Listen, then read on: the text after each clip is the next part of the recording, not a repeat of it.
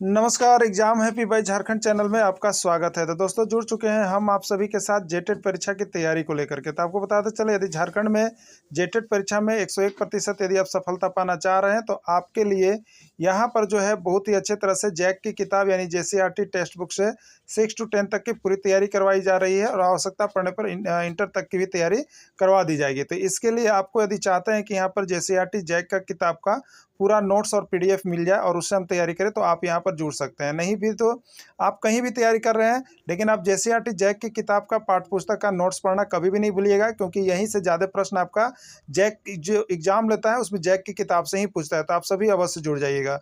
और इसके लिए आपको जो राशि रखी गई है वो है 500 रुपये। 1 से 5 के लिए भी 500 और 6 से 8 के लिए भी 500, और दोनों की तैयारी करना चाहते हैं तो अभी आपको 700 रुपये का ऑफर मिल रहा है। दोनों में आप जुड़ सकते हैं 700 रुपये में। और अभी आपके लिए एक और यहाँ पर 10 रुपये का टेस्ट सीरीज चलाया जा रहा है। आप टेस्ट सीरीज में भाग ले सकते हैं और वहाँ पर ढेर सारे प्राइज भी आप जीत सकते हैं। ठीक है, तो आप यहाँ पर टेस्ट सीरीज के लिए भी जुड़ सकते हैं। 20 टेस्ट सीरीज के लिए आपको 1 से 5 का शुरू किया गया है और आपको 20 टेस्ट सीरीज के लिए लगेंगे 150 रुपये, और डेली आप जुड़ना चाहते हैं तो उसके लिए लगेंगे आपको 200 रुपये। ठीक है, तो आप टेस्ट सीरीज भी अवश्य कर लीजिएगा, क्योंकि टेस्ट सीरीज आपके लिए रामबाण होगा, क्योंकि उसमें केवल महत्वपूर्ण प्रश्नों को ही यहाँ पर रखा गया है। तो अभी देखने के बाद आपको मोबाइल नंबर दिया गया है 9631054226 पर अभी संपर्क कर लीजिएगा और यहाँ से सारे नोट्स, पीडीएफ, वीडियो और साथ में टेस्ट सीरीज देखना कभी भी नहीं भूलिएगा। सब कुछ आपको यहाँ पर अच्छा होने वाला है और सब कुछ आपको अच्छा प्रश्न भिड़ने वाला है। तो आप सभी अभी कभी वीडियो देखने के बाद अवश्य जुड़ जाइएगा। तो चलिए चलते हैं आज के महत्वपूर्ण प्रश्न की और क्लास 8 का। ठीक है, क्लास 8 का एक्सरसाइज 14 क्षेत्रमिति पार्ट 3 लेकर के आए हुए हैं। क्षेत्रमिति का पार्ट 3, इसके पहले आपने क्षेत्रमिति का पार्ट 1 और पार्ट 2 आप देख लिए हैं। आज पार्ट 3 हम लोग देखेंगे। ठीक है, तो आपको बता दें कि यहाँ पर क्षेत्रमिति के अंतर्गत आपको जेटेट एग्जाम में 2 से 3 प्रश्न पूछ दिया जाता है। ठीक है, प्रश्न बहुत ही हल्के होते हैं, लेकिन यदि आप नहीं बनाए होते हैं तो आपको ज़्यादा भारी लगते हैं। तो वैसे सारे प्रश्नों को हम लोग इसमें हल करेंगे जो अब तक के विभिन्न राज्यों के शिक्षक पात्रता परीक्षा में पूछे गए हैं और जेटेट में आने की संभावना प्रबल है।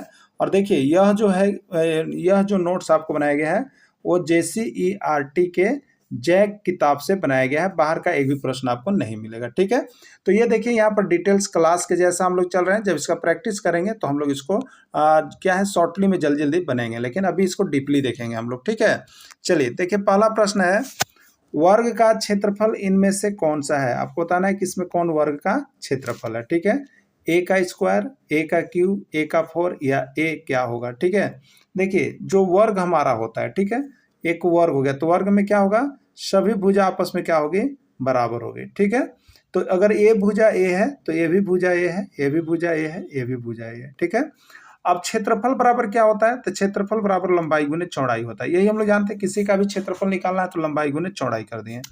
अब इसमें लंबाई का अगर देखेंगे, अगर ये लंबाई मान रहे तो लंबाई की जगह पर ए है, अगर चौड़ाई इसको देखेंगे तो चौड़ाई भी ए है। ए गुने ए बराबर कितना हो जाएगा, ए का स्क्वायर। तो राइट आंसर इसका ए होगा, ए का स्क्वायर हो जाएगा। सब कुछ आपको डिटेल्स में दिखाएंगे, सब कुछ आपको डिटेल्स में बताएंगे, बस हमारे साथ जुड़े रहिएगा, बने रहिएगा। ठीक है, और हो सके तो आप यहाँ पर एडमिशन भी अपना करवा लीजिएगा, जिससे कि आपको सारी सुविधाएं यहाँ से मिलते रहे। सिर्फ 500 रुपये में आप घर बैठे जेटेट परीक्षा पास कर सकते हैं। किसी तरह का कोई संदेह मत रखिएगा, कम पढ़कर अधिक नंबर हम यहाँ से आपको उठवाएंगे, क्योंकि हम केवल आपको जेसीईआरटी किताब का दे रहे हैं, बाहर का कुछ भी नहीं है। ठीक है, वृत्त का क्षेत्रफल इनमें से कौन सा है? 1/8 pi r square, 1/4 pi r square, 1/2 pi r square, या नीचे एक और होगा पाई आर स्क्वायर। क्या होगा आपको बताना है, प्रश्न आया हुआ है, बहुत बार आया हुआ। ठीक है, तो वृत्त का क्षेत्रफल क्या होता है, याद रखिएगा, पाई आर स्क्वायर होता है। वृत्त का क्षेत्रफल कितना होता है, पाई आर स्क्वायर होता है। पाई आर स्क्वायर किस में है, ए डी में है। राइट आंसर इसका डी हो जाएगा। क्लियर, चलते हैं आगे। अगला प्रश्न है, वृत्त की परिधि इनमें से कौन सा है? वृत्त की परिधि इनमें से कौन सा है? देखिए एक चीज बता देते हैं, कभी वृत्त की परिधि भी पूछा है और कभी कह दिया, देखिए चौकाने के लिए वृत्त का परिमाप, याद रखिएगा, वृत्त का परिमाप भी बोला है। तो परिधि को ही परिमाप भी कहा जाता है, याद रखिएगा। ठीक है, तो वृत्त की परिधि बोले या वृत्त का परिमाप बोले, हमेशा इसका आंसर होगा 2 पाई आर। ठीक है, हमेशा आंसर होगा 2 पाई आर, इसलिए कंफ्यूज मत होइएगा। 2 पाई आर किस में है, 2 पाई आर बी में है, तो बी आपका राइट आंसर हो जाएगा। चलिए अगला प्रश्न है, वृत्त की त्रिज्या 14 सेंटीमीटर होने से इसकी परिधि कितनी होगी? 88 सेंटीमीटर, 22 सेंटीमीटर, 44 सेंटीमीटर या कोई नहीं। ठीक है, एक वृत्त की त्रिज्या 14 सेंटीमीटर होने से इसकी परिधि कितनी होगी। ठीक है, देखिए यहाँ पर एक चीज आप देख लीजिएगा, वृत्त का त्रिज्या कितना है, वृत्त का त्रिज्या आर कितना है, 14 सेंटीमीटर। ठीक है, चलिए एक वृत्त हम बना लेते हैं, एक वृत्त बना लिए। वृत्त के केंद्र से, ये सभी परिधि है, ये सभी चारों तरफ जो चलता है वो क्या कहता है, परिधि। तो वृत्त के केंद्र से परिधि तक जो बिंदु जो रेखा खींचा जाता है उसको हम लोग त्रिज्या कहते हैं। आर है, आर कितना है आपको, 14 सेंटीमीटर। ठीक है, तो वृत्त की यहाँ पर त्रिज्या 14 सेंटीमीटर, उसका परिधि क्या होगा, तो वृत्त के परिधि का सूत्र तो आपने देख ही लिया, 2πr होता है। तो 2 हो गया, पाई के जगह पर 22/7 हो गया, इंटू आर के जगह पर कितना हो गया, 14 हो गया। ठीक है, 7 दूनी कितना हो गया, 14 कट गया ना, तो यहाँ देखिए 22 दूनी 44 और 44 दूनी 88, कितना हो जाएगा, 88 सेंटीमीटर, यही आंसर हो जाएगा। ठीक है, 88 किस में है, ए में है, ए इसका राइट आंसर हो गया। क्लियर, चलिए अगला देखिएगा, अगला यहाँ पे अगला देखिएगा, वृत्त की त्रिज्या 7 सेंटीमीटर होने पर, वृत्त की त्रिज्या 7 सेंटीमीटर होने पर इसका क्षेत्रफल क्या होगा। ठीक है, एक वृत्त है, इसका त्रिज्या कितना है, 7 सेंटीमीटर है, इसका क्षेत्रफल क्या होगा। क्षेत्रफल का सूत्र आपको याद रखना होगा, क्या होता है, पाई आर स्क्वायर होता है ना। अब देखिएगा, पाई आर स्क्वायर पर ही हम बैठाएंगे, तो पाई आर स्क्वायर होता है, पाई का मान कितना हो गया, 22/7, और आर स्क्वायर, आर मतलब त्रिज्या, त्रिज्या 7 है, आर स्क्वायर माने 7 का स्क्वायर हो गया। ठीक है, तो कितना हो जाएगा बताइएगा, 22/7 इंटू 7 इंटू 7, 7 से 7 कट गया, 22 7 54 154 सेंटीमीटर स्क्वायर हो गया। ठीक है, 154 सेंटीमीटर स्क्वायर किस में है, सी में है, तो राइट आंसर इसका सी हो जाएगा। अगला प्रश्न है, देखिए यहाँ पर देखिए, जो नोट्स और पीडीएफ लेते हैं उनको सारा कुछ बना बनाया हुआ मिल जाता है, जिससे कि आप प्रैक्टिस कर सके। ठीक है, ये डिटेल्स क्लास चल रहा है, इसलिए इसमें देख लीजिएगा, जिनको भी दिक्कत होगा जरूर बात कर लीजिएगा। ठीक है, चलिए अगला प्रश्न है, 100 मीटर लंबाई और 50 मीटर चौड़ाई वाले आयताकार बगीचे के चारों ओर बाड़ लगाने का व्यय 50 पैसे प्रति मीटर की दर से क्या होगा। 50 पैसे प्रति मीटर की दर से क्या होगा, आपको बताना है। चलिए देखते हैं, इसको बनाते हैं। सबसे पहले अब बाड़ करना मतलब क्या करना, बाउंड्री करना, बाउंड्री करना चारों तरफ से। ठीक है, तो देखिए एक 100 मीटर लंबा, इसी तरह से कर लेते हैं, 100 मीटर लंबा, ये लंबाई कितना है, 100 मीटर, तो यहाँ पर चौड़ाई वाला आयताकार है, देखिए आयत है, तो आयत के सामने भुजा बराबर होती है, ये 100, तो ये भी 100, ये 50 मीटर, तो ये भी 50 मीटर। ठीक है, तो क्या बोल रहा है कि चारों ओर, इसके चारों ओर, मान लीजिए यहाँ से शुरू कीजिएगा चलना, तो चारों ओर मैंने ऐसे चलते चलते हम आएंगे और यहाँ पर लास्ट हो जाएगा। ठीक है, तो चारों ओर मतलब एक चक्कर लगाना हो गया, एक चक्कर, एक चक्कर, तो ये क्या हो गया, चारों ओर चलेंगे मतलब एक चक्कर का मतलब क्या हो गया, यहाँ पर आयत का आपको परिमाप निकाल लेना है, आयत का क्या करना है, परिमाप निकाल लेना है, या जिस प्रकार का भी फिगर दे उसका परिमाप। तो परिमाप मतलब क्या होता है, सब भुजाओं का योग। तो आप जोड़ लीजिएगा, 100 मीटर और 50 150, और फिर यहाँ पर देखिएगा 100 और 50 150, और फिर 100 देखिएगा तो 250, और फिर देखिए 50 300। ठीक है, यानी एक चक्कर, एक बार लगाने में कितना इसका क्षेत्र हो रहा है, तो 300 मीटर हो रहा है, 300 मीटर इसको घेरना होगा। ठीक है, तो 300 मीटर घेरना होगा, तो 1 मीटर का खर्च कितना बता रहा है, देखिए चारों ओर बाड़ लगाने के भैया 50 पैसे प्रति मीटर, देखिए 50 पैसे प्रति मीटर, मतलब 1 मीटर बाड़ लगाने का खर्च 50 पैसा है, 1 मीटर बाड़ लगाने का खर्च कितना है, 50 पैसा है। ठीक है, तो आपको लगाना कितना है, आपको लगाना है 300 मीटर बाड़, 300 मीटर। ठीक है, तो इसका कितना हो जाएगा प्राइस, तो 300 गुने 1 मीटर का 50 पैसा, तो ठीक है 300 मीटर है, तो 300 गुने 50 पैसे, 50 पैसे, इसको आप गुना कीजिएगा तो 3 5 15, और कै गो जीरो हो जाएगा, 3 गो जीरो हो जाएगा, इतना पैसा हो गया। ठीक है, इसको रुपया में बदलिएगा, तो जब पैसा को रुपया में बदलना होता है तो 100 से भाग देते हैं, 100 से भाग देते हैं, और रुपया को पैसा में बदलना होता है तो 100 से गुना करते हैं, भाग देंगे, 2 जीरो कट गया, यानी 150 रुपया, यही हो जाएगा इसका आंसर। ठीक है, 150 कहाँ पर है, ए में है, ए राइट आंसर हो गया। ठीक है, चलिए अगला, बाकी देखिए यहाँ पर सब कुछ बना बनाया हुआ है। अगर रुपया पैसा में आपको दिक्कत है तो आप देख लीजिएगा। जैसे 1 रुपया में कितना पैसा होता है, 100 पैसा होता है, ठीक है। यानी रुपया को पैसा में चेंज करना होगा तो 100 से गुना कीजिएगा।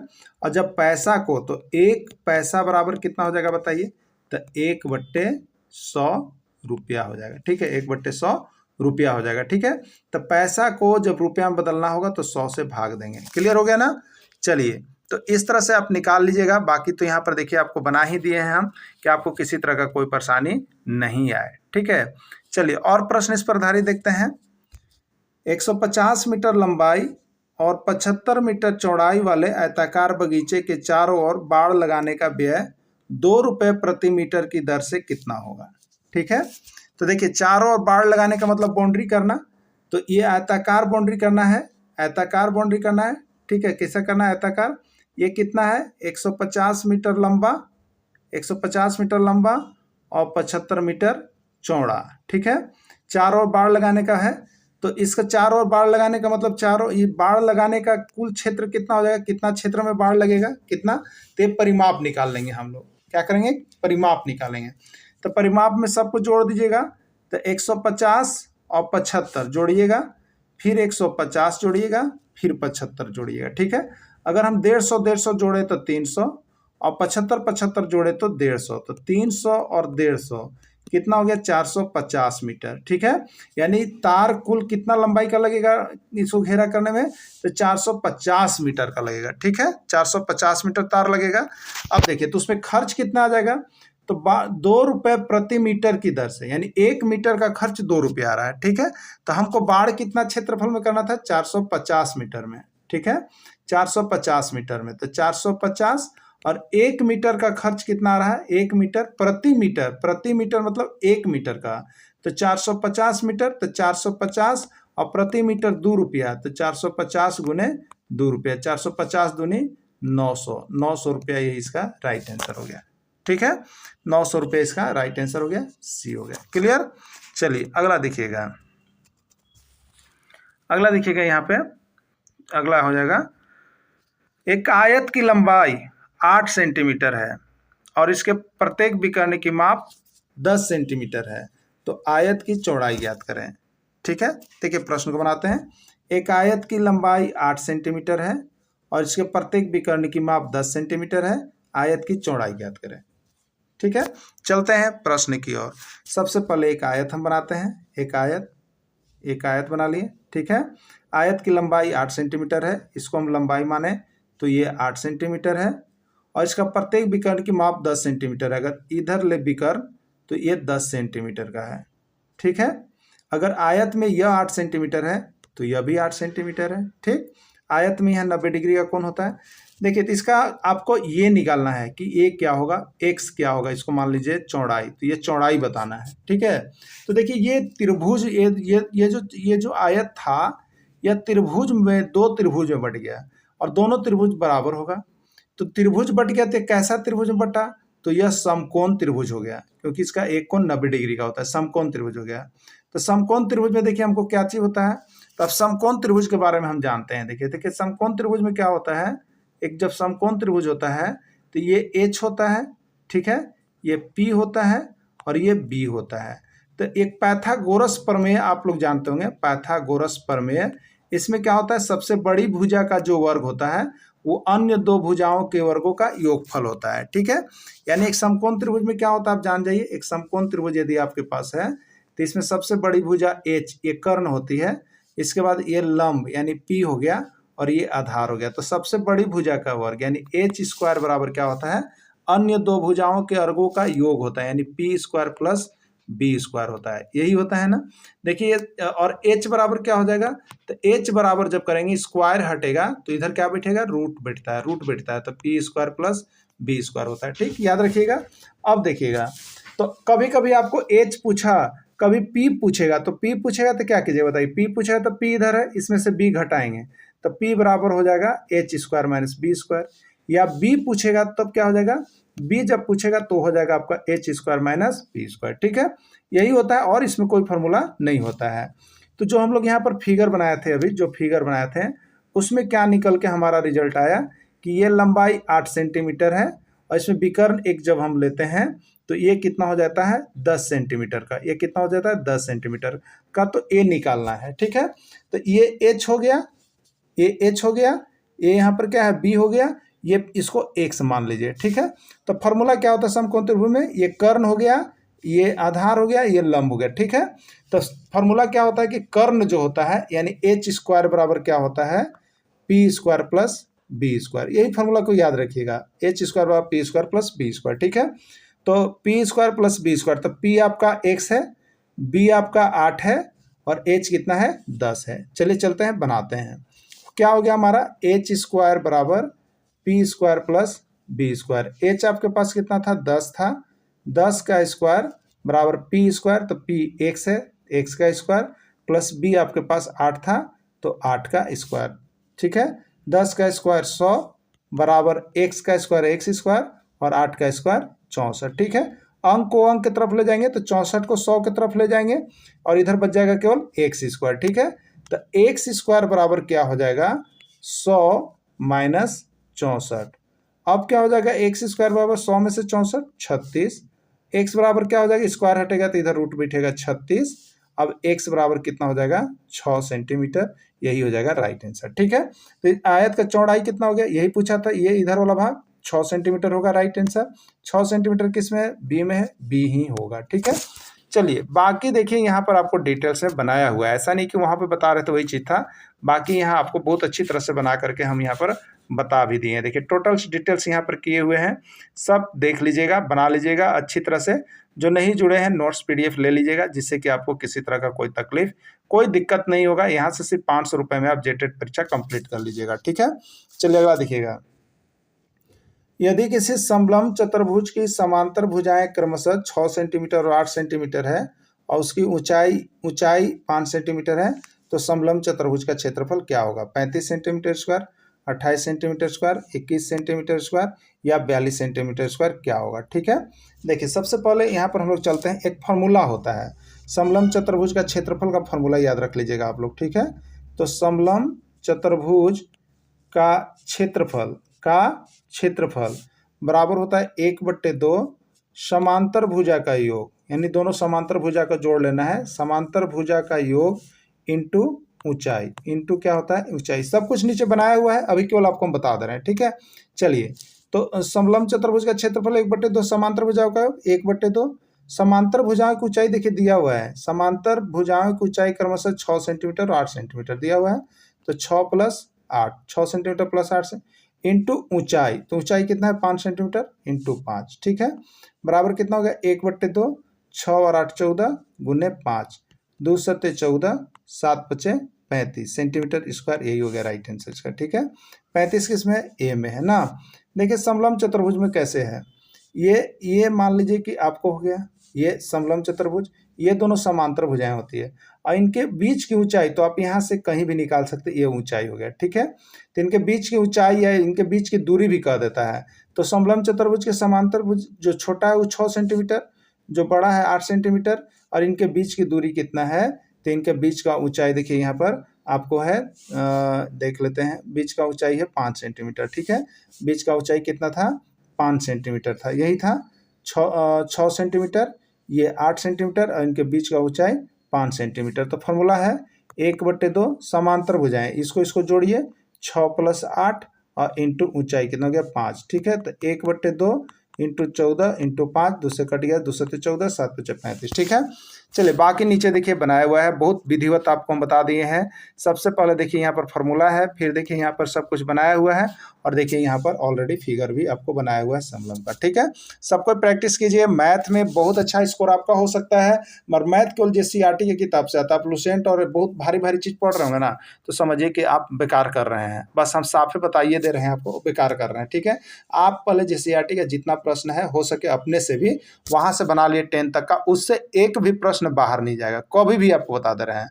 लेकिन बहुत लोगों को विश्वास नहीं है, तो वो तो देखिए हम कुछ नहीं बोल सकते हैं, जब परीक्षा हो जाएगा उसके बाद ही विश्वास टूटेगा या बटेगा। क्योंकि अभी भी आकलन हुआ था, बहुत लोगों को हमने कहा था, लेकिन बहुत लोग बहुत बड़े बड़े चैनल का पैसा 5,000 8,000 लेके देखे थे, लेकिन सबका फॉलोअप किया। और जो यहाँ 500 लगा के पढ़ा था ना, उसका जितना भिड़ा था वो खुद समझ सकते हैं, ठीक है। अब देखिएगा यहाँ पर समलंब चतुर्भुज की समांतर भुजाओं की माप 6 सेंटीमीटर और 8 सेंटीमीटर, उनके बीच की दूरी 3 सेंटीमीटर है, तो समलंब चतुर्भुज का क्षेत्रफल क्या होगा? 42 centimetre square, 26 centimetre square, 21 centimetre square, या कोई नहीं। जल्दी बनाइएगा। देखिए आपको बताया गया है समलंब चतुर्भुज का क्षेत्रफल 1/2 होता है, समांतर भुजा का योग, समांतर भुजा 6 और 8 है, समांतर भुजा का योग इंटू ऊंचाई होता है इंटू 3। 1/2, 6 8 14 हो गया और 3 हो गया, 2 7 14, 17 21 सेंटीमीटर स्क्वायर, यही राइट आंसर हो गया, ठीक है। 21 किस में है? सी में है, सी ही इसका आंसर होगा। क्लियर? चलिए अगला देखिएगा। एक सम चतुर्भुज का क्षेत्रफल 76 सेंटीमीटर स्क्वायर है। एक सम चतुर्भुज, देखिए वहां पर समलंब चल रहे थे, सम चतुर्भुज, सम चतुर्भुज का क्षेत्रफल 76 सेंटीमीटर स्क्वायर है तथा इसके एक विकर्ण की लंबाई 16 सेंटीमीटर, तो दूसरा विकर्ण क्या होगा? ठीक है, चलिए थोड़ा सा इस पर हम डिस्कस करते हैं। एक सम चतुर्भुज क्या है? सम चतुर्भुज, सब बराबर होगा। सम चतुर्भुज का क्षेत्रफल, ये पूरा क्षेत्रफल दिया हुआ है 76 सेंटीमीटर स्क्वायर। विकर्ण, एगो विकर्ण ही हो गया, विकर्ण की लंबाई एगो का 16 सेंटीमीटर है, तो दूसरा विकर्ण का क्या होगा? ये दूसरा विकर्ण, इसको मान लीजिएगा D2, ठीक है। तो देखिए फार्मूला होता है, याद रखिएगा फार्मूला होता है सम चतुर्भुज का क्षेत्रफल।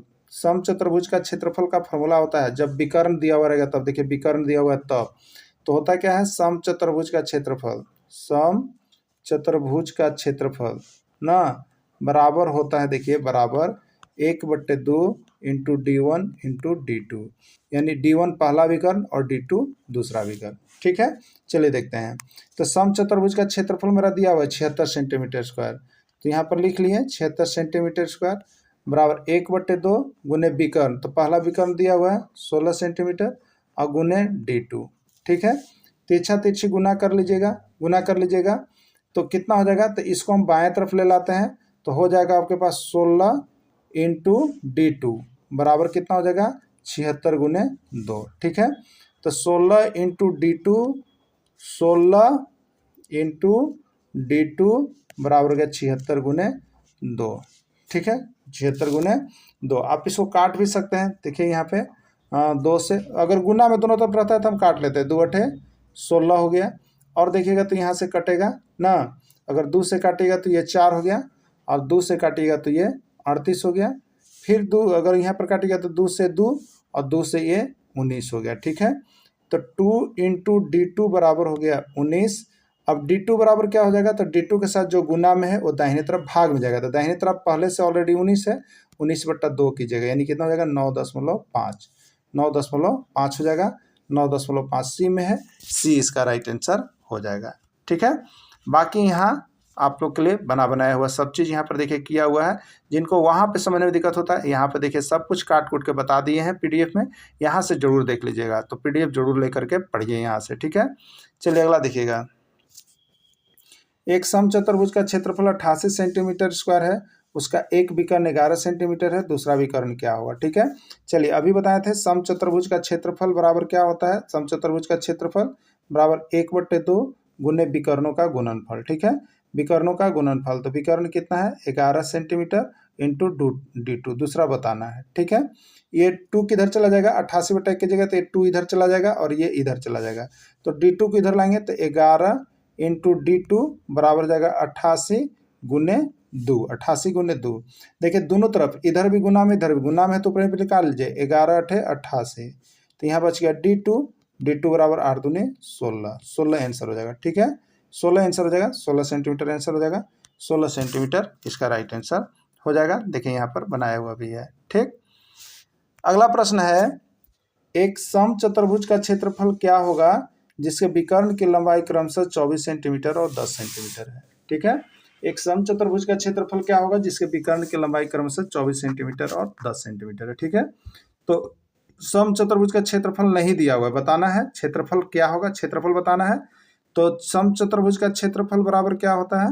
1/2 गुने D1 इंटू D2, जब विकर्ण दिया हुआ है तब, ठीक है।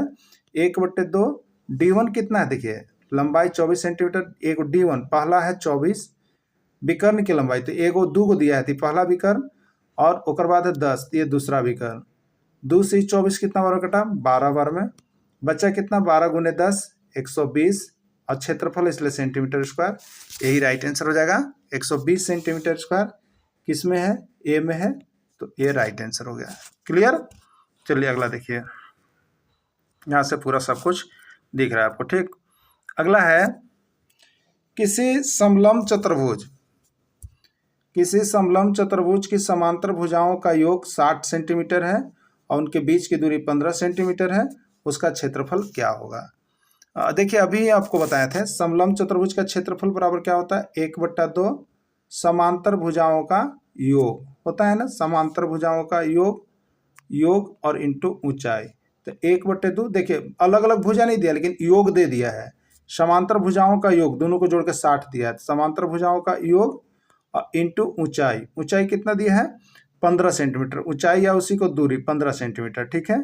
2 से अगर हम काटेंगे यहाँ पर तो 60 के बार में कटेगा, 30 बार में, अब 15 तिया 45 और एगो 0, 450 हो गया, ठीक है। कितना हो गया, 450, तो 450 सेंटीमीटर स्क्वायर इसका राइट आंसर हो जाएगा, ठीक है। 450 सेंटीमीटर इसका राइट आंसर हो जाएगा। देखिए यहाँ पर बनाया हुआ भी, आप सभी देखते चलिएगा, नोट्स PDF लेते चलिएगा, बनाते चलिएगा, जहाँ भी दिक्कत हो बात करने की पूरी सुविधा है, बात करते रहिएगा, ठीक है। चलिए अगला देखिएगा, एक समचतुर्भुज का पहला विकर्ण 16 सेंटीमीटर और दूसरा विकर्ण 30 सेंटीमीटर है, उसका क्षेत्रफल क्या होगा। तो समचतुर्भुज का क्षेत्रफल बराबर क्या होता है, 1/2 विकर्णों का गुणनफल, तो विकर्ण एक है 16 और एक है 30, ठीक है। 2 से हम 16 काट सकते हैं 8 बार में, हमारे पास बच गया 8 की 24 और 1 0, 240 सेंटीमीटर स्क्वायर। 240 किस में है, बी में है, बी ही इसका राइट आंसर हो जाएगा, ठीक है। तो देखिए इस तरह से आप डेली जुड़ करके यहाँ पर तैयारी कर सकते हैं। शाम को यहाँ पर आपको 7:30 बजे, शाम को 7:30 बजे, कभी कभी 7 बजे, ये दोनों टाइम में से आपको यहाँ पर PDF वीडियो क्लासेस जाते रहेगी। आप सभी डेली जुड़कर तैयारी कीजिएगा। जो अभी तक ज्वाइन नहीं किए ज्वाइन अवश्य कर लीजिएगा। वीडियो के अंत तक जुड़े रहें, इसके लिए आप सभी को बहुत बहुत धन्यवाद।